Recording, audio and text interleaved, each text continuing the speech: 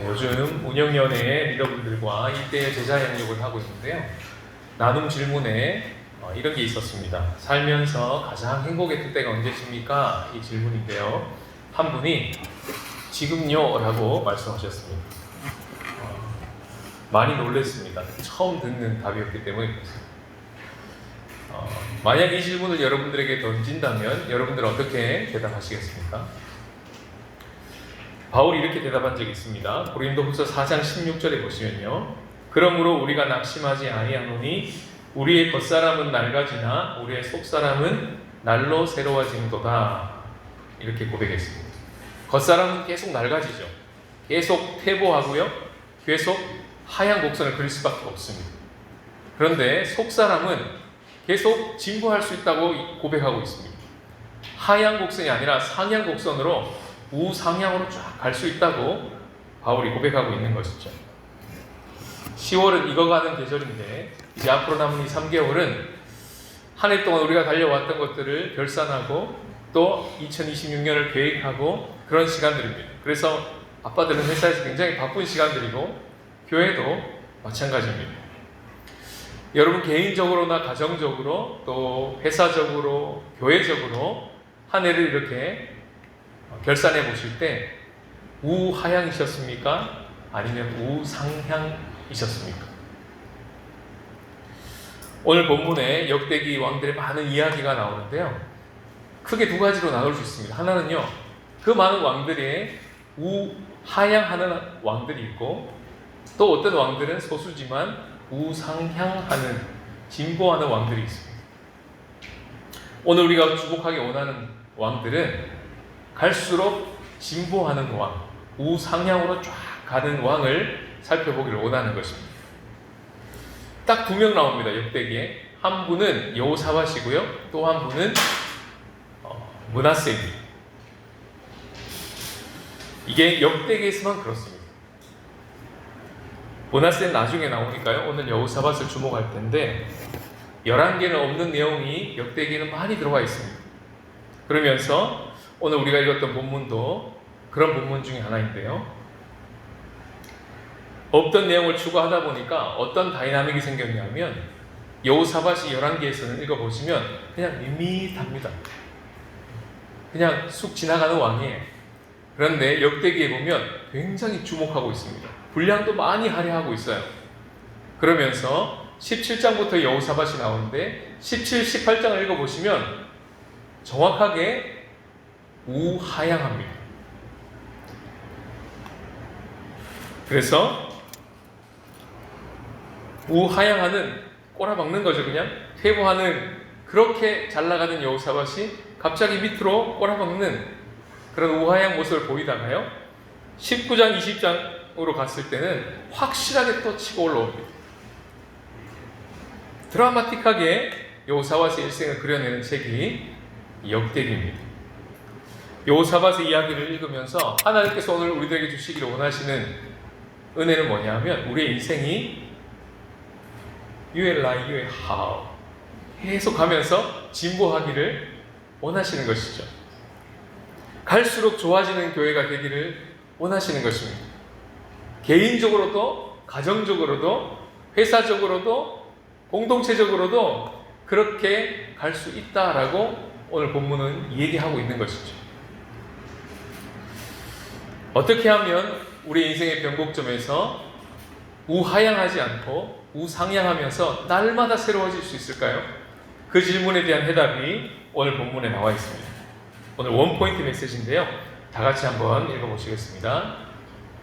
핸드폰 보시면서 없네요. 네, 핸드폰에 올라가 있답니다. 시작. 여호와께 돌아오라. 여호사밧 왕과 그 앞에 아버지 아사 왕이 나오는데요. 둘 다 공통점은 시작이 참 좋았습니다. 아버지 아사 왕이 41년을 통치했는데 퇴임 5년 전까지는 아주 좋았습니다. 계속 좋은 이야기가 나옵니다.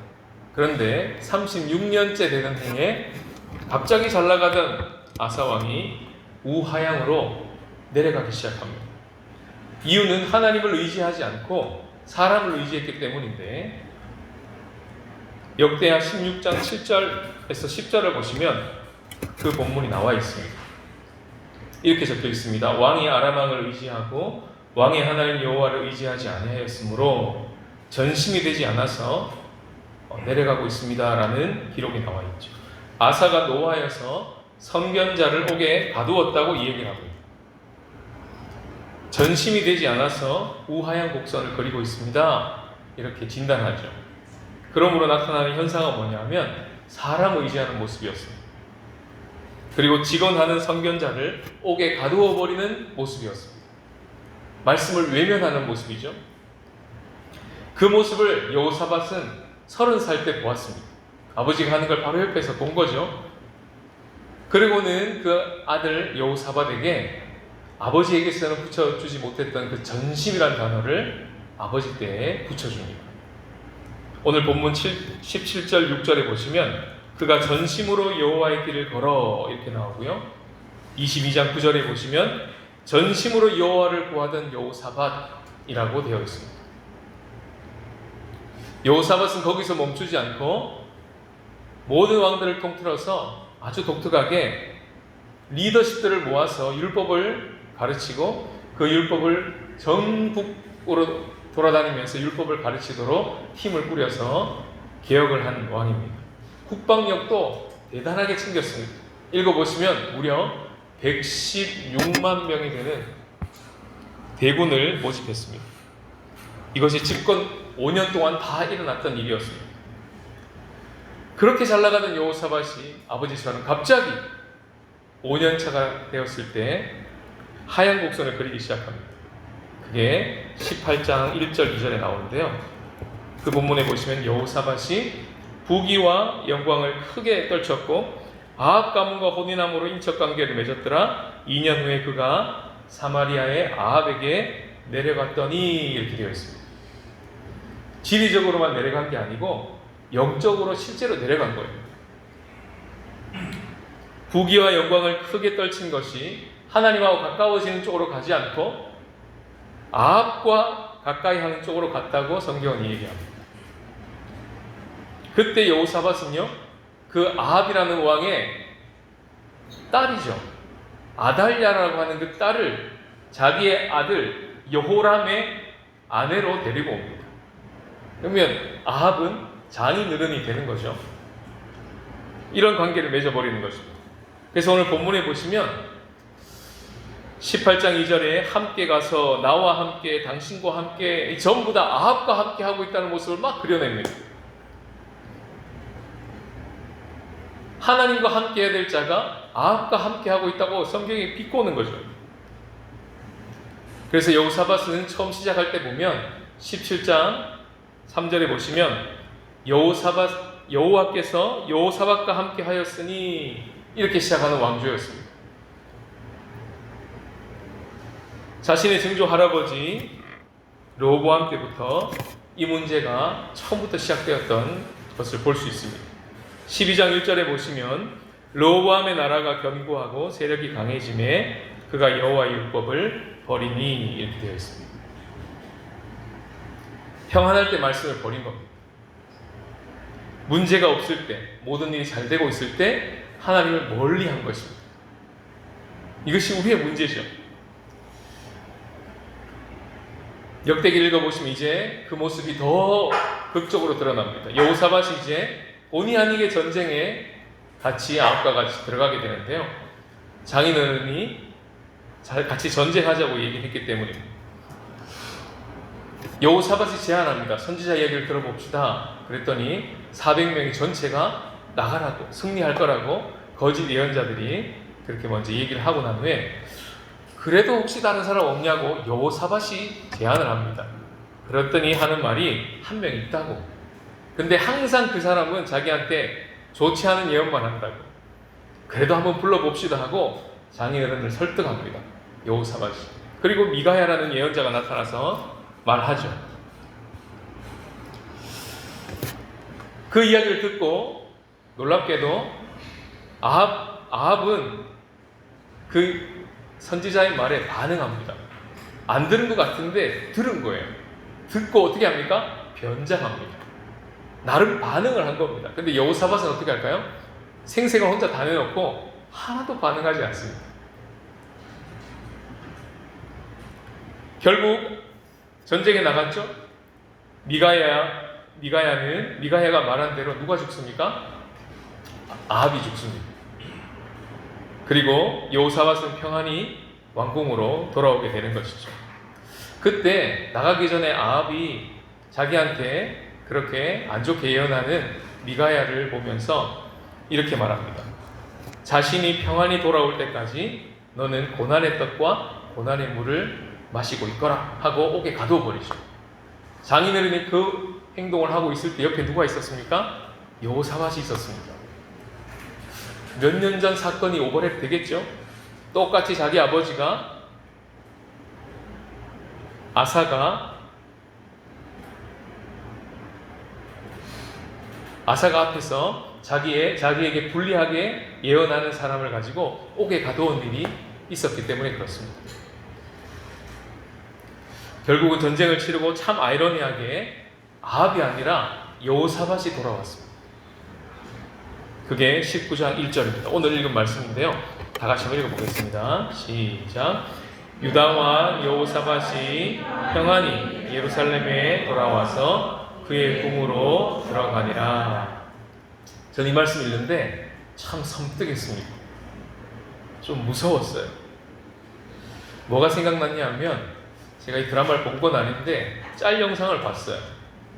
더 글로리라는 드라마 아십니까? 그걸 만든 작가가 나와서 자기가 만든 그 드라마 중에 가장 인상 깊은 한 장면을 알려달라고 그래서 그 나오는 장면 중에 하나가 학교 폭력을 다루는데 가해자가 17년 만에 나타나서 피해자가 17년 만에 나타나서 가해자가 막 상을 받고 있는 그 자리에 나타나서는 송혜교죠. 그 문동원이라는 친구가 저기 뒤에서 갑자기 브라보! 멋있다! 이런 거였죠? 오, 아시네요? 네, 멋있다 연진아! 그런 장면이 있대요. 네, 저 그 장면이 생각났어요. 이 말씀을 읽는데 섬뜩하다. 성경이 어떻게 이렇게 기록할 수 있을까? 오, 평안히 돌아왔구나. 브라보! 여호사밧 대단하다! 이런 것 같은 거예요. 아마 여호사밧은 집에 평안히 돌아왔지만 아마 망감이 교차했을 것 같습니다. 머리가 굉장히 복잡했을 것 같아요. 전쟁에 나가기 전에 미가야라는 선지자로부터 들었던 말이 많이 생각났을 겁니다. 이런 말을 했습니다. 그가 이르되 내가 보니 온 이스라엘의 목자 없는 양같이 산에 흩어졌는데 여호와의 말씀이 이 무리가 주인이 없으니 각각 평안히 자기들의 집으로 돌아갈 것이니라 하셨나이다. 이렇게 예언을 했거든요. 바로 이 말 때문에 아합이 뚜껑이 열려서 그를 옥에 가둔 것이거든요. 근데 어떻게 됐습니까? 그대로 된 거예요. 이스라엘의 주인이 없으니 각기 백성으로 자기 집으로 돌아가 버렸죠. 그 주인이 없으니 이 말은 그 주인이 죽을 것이다라는 말로 해석이 되었고 아합은 그래서 화가 난 것이었고 그리고는 각기 집으로 돌아갔는데 그 돌아간 사람 중에 하나가 여호사밧이었던 것입니다. 평안했을까요? 정말 오늘 19장 1절처럼 평안히 집에 돌아간 것일까요? 아마 그 아합의 말로를 가장 가까이서 봤던 여호사밧이지 않습니까? 그러면서 그 마음이 굉장히 힘들었을 거라고 생각이 됩니다. 이번 전쟁에는 겨우 몸을 건졌지만 다음 차례는 자기가 되겠다라는 생각을 했을 것 같아요. 지금은 평안히 돌아온 것 같지만 굉장히 비참한 마음을 가지고 이런 지금 비참한 처지가 곧 자기 백성의 처지가 될 수도 있겠다 하는 그런 경각심이 들었을 것 같습니다. 그리고는 안 그래도 이렇게 막 복잡한 생각을 가지고 집에 돌아왔는데 2절을 보시면 기다렸다는 듯이 누군가가 여호사밧에게 사형 선고를 내립니다. 그가 누구냐면요, 바로 자기 아버지에게 아사에게 직언을 했던 선견자의 아들입니다. 하나니의 아들 예후라고 소개합니다. 그가 2절에 이렇게 말합니다. 함께 읽어보겠습니다. 시작. 왕이 악한 자를 돕고 여호와를 미워하는 자들을 사랑하는 것이 옳으니까 그러므로 여호와께로부터 진노하심이 왕에게 임하리이다. 이 말 때문에 여호사밧의 영적 상황이 진단이 쫙 나왔습니다. 왜 여호사밧이 그렇게 잘 나갔다가 우하향했습니까? 바로 예후의 시건 속에 그 답이 있습니다. 약한 자를 돕지 않고요, 악한 자를 도왔습니다. 하나님이 주신 부귀와 영화는 약한 자를 도우라고, 백성을 잘 다스리라고 주신 하나님의 선물인데 그걸 가지고는 악한 자 아합을 도왔습니다. 왜 도왔을까요? 그렇게 돕는 것이 자기에게 도움이 될 거라고 생각했으니까요. 특별히 자기 아들에게요, 자기 가문에요, 그리고 이것이 자기가 통치하는 나라에 도움이 될 거라고 생각했습니다.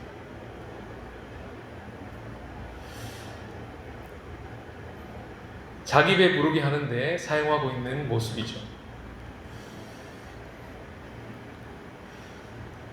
혹시 우리가 이렇게 살아가고 있을 수 있습니다. 또 하나 보시면 여호와를 사랑하지 않고 여호와를 미워하는 자를 사랑했다, 이렇게 진단합니다. 하나님보다 더 사랑하는 것이 생기기 시작한 거예요. 그래서 여호사밧은 처음에 전심이었습니다. 그런데 하나님보다 더 사랑이 생기니까 그 전심이 진심으로 바뀝니다. 그러다가 마음이 분심, 나누어지기 시작하고 어느새 매일 성경 그 본문 제목처럼 전심이 반심이 되었습니다. 그래서 우하양 곡선을 그렸다라고 성경은 예후의 입을 통해서 정확하게 진단하고 있는 것이죠. 아내가 남편에게 전심인데요, 남편은 아내에게 한 99%만 전심이라고 치면 1%는 직장의 미스김에게 있다고 치면 뭐 이 정도는 그냥 애교입니까? 99%가 나의 와이프에게 있잖아요. 1% 정도는 그냥 죽을 일은 아닌 거죠, 권사님. 안 됩니까? 안 돼요? 죽을 일이라고. 정말 그럴 수는 없는 것이죠. 전심 앞에 진심은요, 전심인 자를 굉장히 마음 아프게 하는 것입니다. 이토록 예후는 여호사밧을 포도로 이렇게 막 몰아붙였습니다. 직언을 했습니다. 그리고 진단했습니다. 그런데 갑자기 빈문을 살짝 열어줍니다. 3절 읽어보겠습니다. 시작. 그러나 왕에게 선한 일도 있으니 이는 왕이 아세라 목상들을 이 땅에서 없애고 마음을 기울여 하나님을 찾음이니이다 하였더라. 전심으로 여호와 앞에 행했던 때를 기억나도록 칭찬도 아끼지 않습니다. 아버지 아사는요, 이 지점에서 바로 그 하난이라고 하는 선견자를 옥에 가두어 버렸습니다. 그 이야기를 읽고 이 본문에 왔기 때문에 독자는 반드시 이 지점에서 이제 여호사밧은 어떻게 할까? 아버지는, 또 장인어른은 모든 그런 선견자, 직언하는 선견자들을 옥에 걷어버렸는데, 말씀을 외면해버렸는데 여호사밧은 과연 어떻게 반응할까 하고 본문을 읽고 또 읽는데 반응이 나올까요? 오늘 본문 읽어보시면요, 그 선견자 예후의 말에 여호사밧의 반응이 나오지 않습니다. 역시 무반응이에요. 아무런 구절이 적혀있지 않아요. 독자로 하여금 상상하게 합니다. 어떻게 했을까? 어떤 마음이었을까? 뭐라고 반응했을까? 궁금해 죽겠는데 성경은 말을 안 해요. 생략을 통한 강조입니다. 그리고는 4절로 딱 넘어가면 우리에게 중요한 단서를 줍니다. 4절을 다 같이 읽겠습니다. 시작.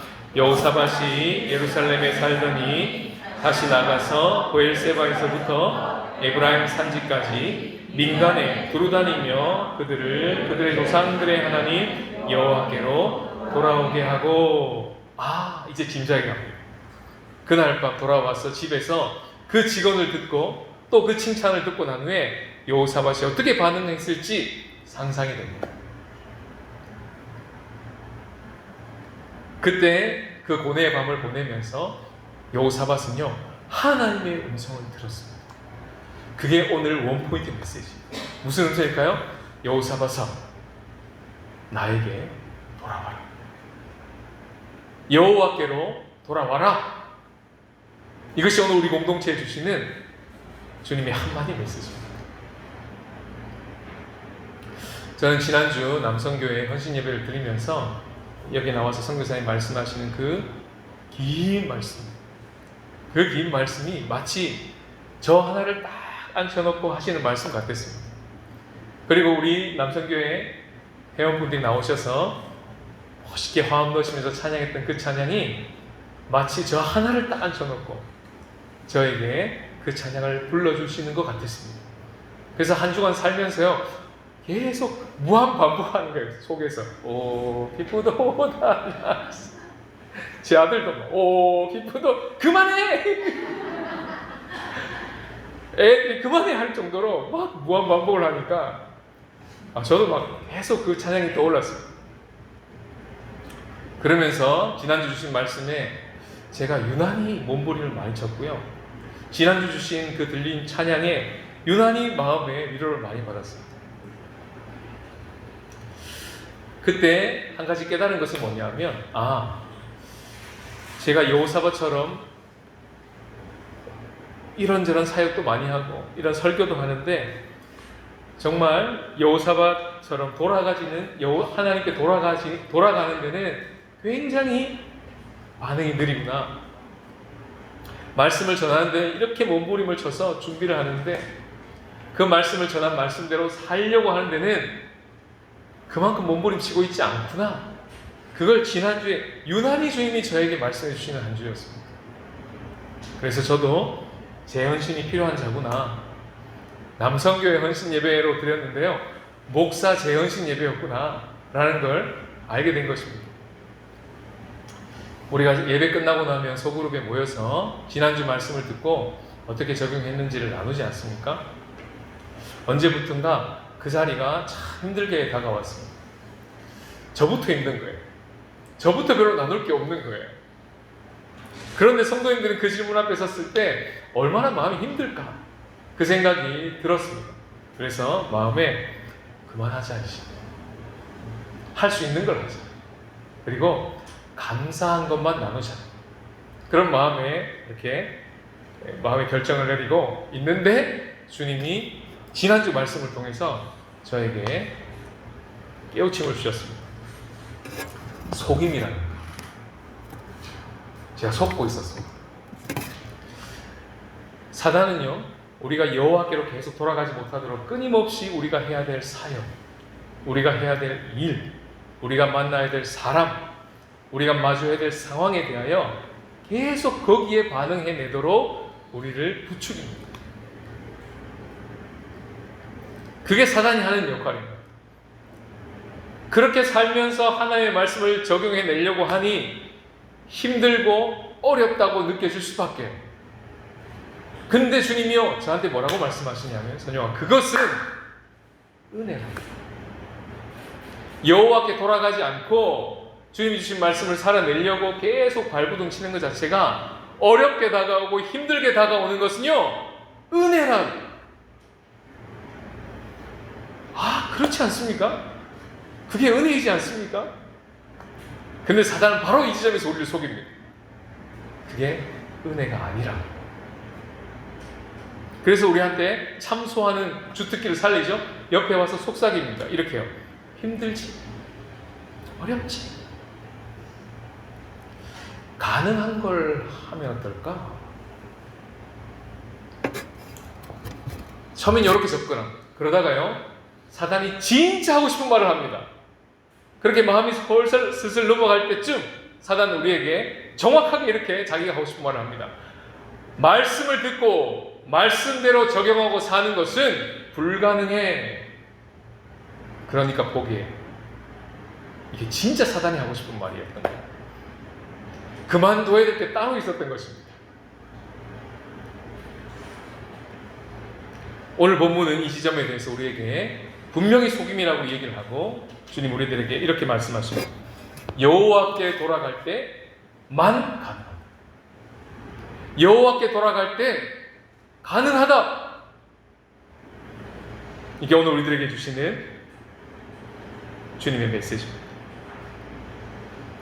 그것이 멈추어지면, 하나님의 말씀을 듣고 우리가 그 말씀에 반응하고 외면하지 않고 그것을 살아내려고 몸부림치고 적용해보고 순종해내려고 그렇게 한 주간을 살아가는 것을 포기하기 시작하면, 한 주간 내가 어떤 어마어마한 사역을 했든지 간에 상관없이 우리의 삶은 계속 우하향입니다. 그래서 주님 알겠습니다. 그만하려고 했는데 계속 하겠습니다. 근데 주님, 어떻게 하면 이걸 좀 더 잘할 수 있을까요? 어떻게 하면 저를 포함해서 우리 성도님들이 이 나눔 앞에 계속 부대끼지만 잘 설 수 있을까요? 주보 보시면 뭐가 바뀌었죠? 바뀌었어요. 뭐가 없던 게 하나 툭 하고 올라왔어요. 지난주 핵심 메시지를 올리죠. 그리고 이거를 다시 생각나도록 도와드리고, 그리고는 적어 놓았지만 나누지 않았던 3가지 질문을 빼버렸습니다. 그리고 우리가 꼭 나눌 것만 2가지 질문만 던지고 앞에는 핵심 메시지를 한번 넣어보자 하고 올려드린 것입니다.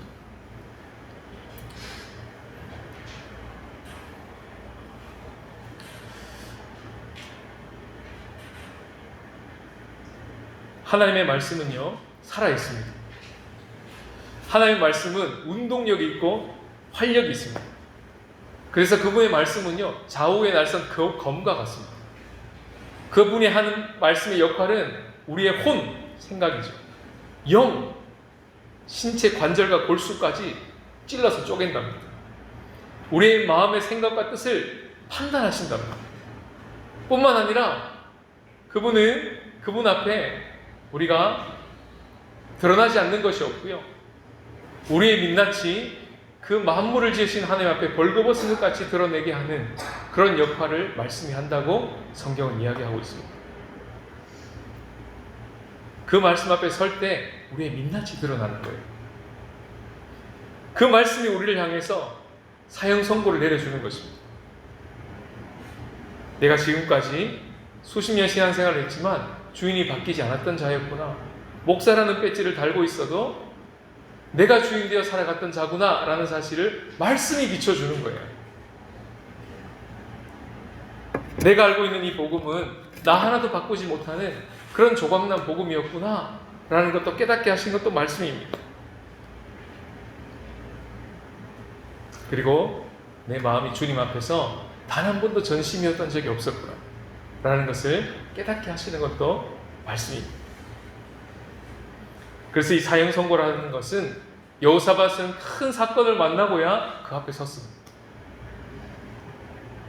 우리도 그렇게 실패를 통해서 만나기도 합니다.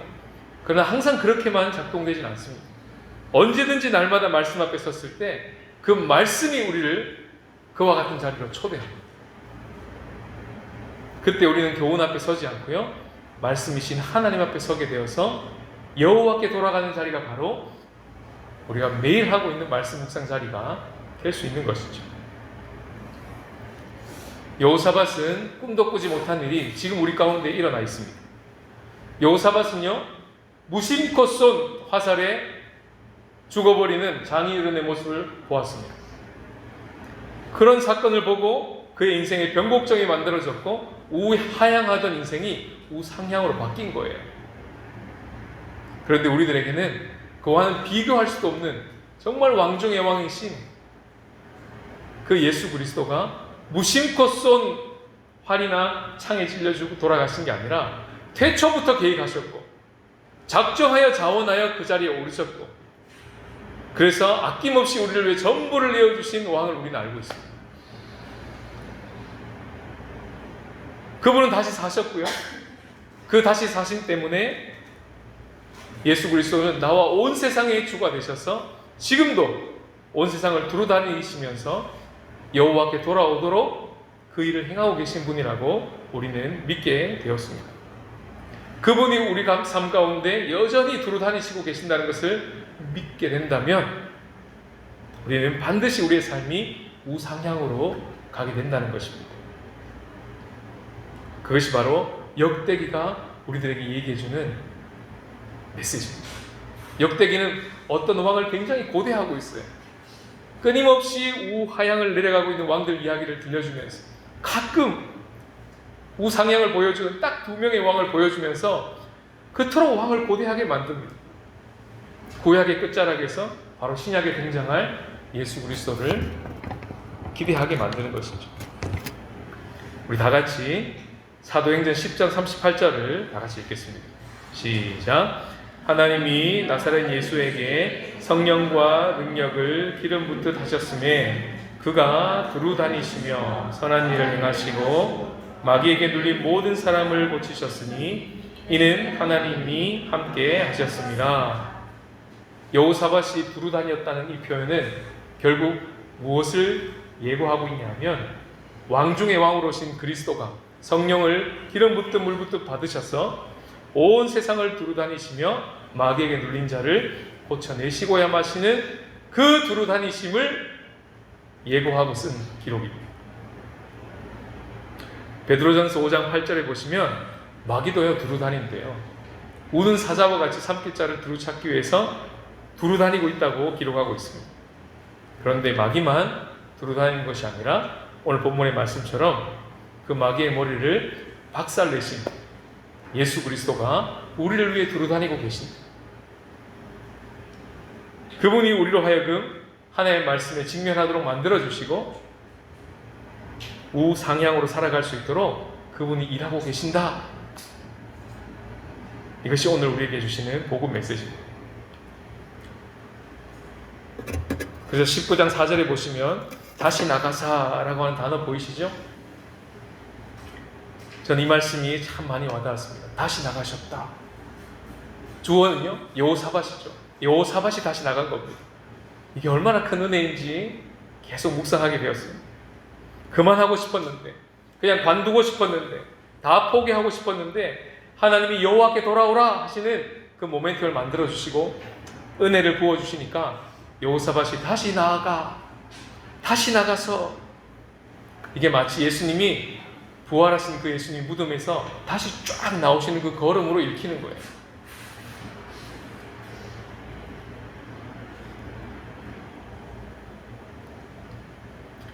그 부활의 권능에 다시 나가고 계시는 예수님의 걸음이 있기 때문에 우리는 여호와께 돌아갈 수 있습니다. 여호와께 돌아간다는 것은 오늘 본문의 나머지 부분을 읽어보시면 그 하나님과 함께 하는 것이라는 것을 깨닫게 됩니다. 여호사밧이 재판관을 격려해서 2번이나 6절과 11절에 강조합니다. 너희들이 재판할 때 너희와 함께 하시는 하나님을 기억하라. 그리고 힘써 행하라. 여호와께서 선한 자와 함께 하실 거라. 그리고 역대하를 마무리하면서 고레스라고 하는 이방왕의 입을 통해서 이렇게 마무리됩니다. 너희 하나님 여호와께서 함께 하시기를 원하노라. 그러면서 역대하 문을 딱 닫습니다. 구약의 끝책이라고 했죠. 구약을 닫는 겁니다. 그러면 신약이 열리겠죠. 신약을 딱 열어보면 마태복음 1장에 임마누엘로 오신 예수님 이야기가 딱 나타납니다. 뜻은요, 하나님이 우리와 함께 계시다. 그런 뜻입니다. 도전 성경 골든벨을 우리가 준비하고 있는데요. 이거 왜 할까요? 1등 하기 위해서 골든벨을 울려야 되니까 말씀 앞에 서는 교회가 되려고 하는 것입니다. 말씀 앞에 선다는 것은 말씀이신 하나님 앞에 선다는 것을 말합니다. 그래서 그 하나님과 함께 하는 것을 말합니다. 그게 여호와께로 돌아가는 것입니다. 지난주에 화요 산말기 때 한 분이 어렵고 힘든 시간을 보내왔는데 예전과 다르게 반응했던 나눔을 해주셨습니다. 힘든 시간들을 지나왔는데 그 속에 말씀이 있었다고 고백해 주셨어요. 그걸 떨리는 목소리로 나눠주시는데 제 영혼도 막 떠는 것 같았습니다. 골든벨 82번 문제를 올려놨는데요. PPT에 거기 보시면 질문이 이렇습니다. 롯의 집에 온 손님을 상관하려고 온 무리들이 달려들 때 손님들이 손을 내밀어 롯을 집으로 끌어들이고 문을 닫고 문 밖의 무리에 눈을 어둡게 했을 때 그들의 반응은, 정답은요? 3번입니다. 눈이 어두워진 채로 집 안으로 들어가려고 문을 찾아 헤매었다. 어떻습니까? 이 상황 이해 가십니까? 좀비죠. 이건 좀비입니다.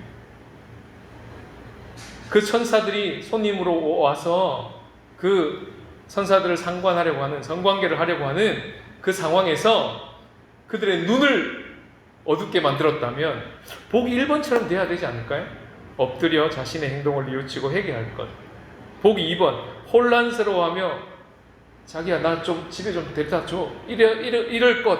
이게 이렇게 예상되지 않습니까? 그런데 창세기 19장은 그 어두워진 눈을 그대로 가지고 집 안으로 달려 들어가려고 문을 찾고 있는 모습입니다. 얼마나 무섭습니까? 얼마나 이 자기중심성이라는 게 무섭습니까? 이 우하향을 향해서 알면서도, 들어가면 불구덩이인 줄도 알면서도 날아가는 불나방처럼 막 그곳을 향해 돌진하고 있는 모습을 창세기는 이렇게 그려냅니다. 그걸 어떻게 멈추었습니까, 하나님이? 불심판으로, 불요한이 하늘에서 떨어짐으로 그 심판으로 말미암아 멈추어진 것이죠. 아합이 죽고야 여호사밧이 멈추었습니다. 그래서 예수님이 내가 되어서 그 불구덩이 속으로 들어가신 것입니다. 그리고 그때 나도 죽었습니다. 우리도 죽은 겁니다. 그 복된 죽음이 우리 가운데 임할 때만 이 자기중심성이라고 하는 죄의 중력에서 우린 벗어날 수 있습니다. 그 길밖에는 없습니다. 그래서 주님이 이미 이것은 이루어진 일이고 우리가 노력하여 죽는 것이 아니라 예수 그리스도 자신의 전부를 던져 이미 이루어진 일이기 때문에 믿음으로 연합하여 우리는 그 놀라운 복음의 진리 안에 들어갈 수 있습니다. 그리고 여호와께 돌아갈 수 있게 된 것입니다. 20장 27절에 진짜 우리가 돌아가야 할, 돌아간다는 단어가 거기 나옵니다. 노란색 글씨만 읽으면요, 다시 여호사밧을 선두로 하여 즐겁게 예루살렘으로 돌아왔으니, 아까 19장 1절에서와는 다른 돌아옴이죠. 이건 진정한 기쁨과 즐거움의 돌아옴입니다. 이 자리로 주님이 우리를 초대하시는 거예요. 그리스도를 선두로 하여 우리 온 공동체가 정말 즐거워하면서 하나님께로 돌아왔으니 하는 이 결론에 이르도록 주님 우리를 도와주시기를 원하시는 것입니다. 이제 3개월 남았습니다. 계속 달려가실 텐데 달려가시면서 세상이 만만치가 않습니다. 우리 안에 우리를 끌어당기는 중력, 그 죄의 중력이 만만치가 않습니다. 자꾸 밑으로 내려가도록 우리를 가만히 놔두질 않습니다. 그때마다 하나님이 우리 가운데 그리스도를 통해 이루신 일, 예수 그리스도가 우리의 옷을 입고 변장하신 게 아니라 진짜 우리의 옷을 입고 계획적으로 자원해서 내가 되어 그 구덩이에 들어가셔서 돌아가신 그 사건, 다시 나오신 그 사건, 그로 말미암아 우리도 그분과 같이 이제 밑으로 내려가지 않고 여호와께 돌아가서 여호와와 함께하면서 그렇게 우상향으로 걸어갈 수 있는 길을 활짝 열어놓으셨습니다. 그렇게 달려가셔서 올 한 해 이 변곡점에서 내려가지 말고 주님과 함께 올라가시는 저와 여러분들 되시기를 주님의 이름으로 축복합니다.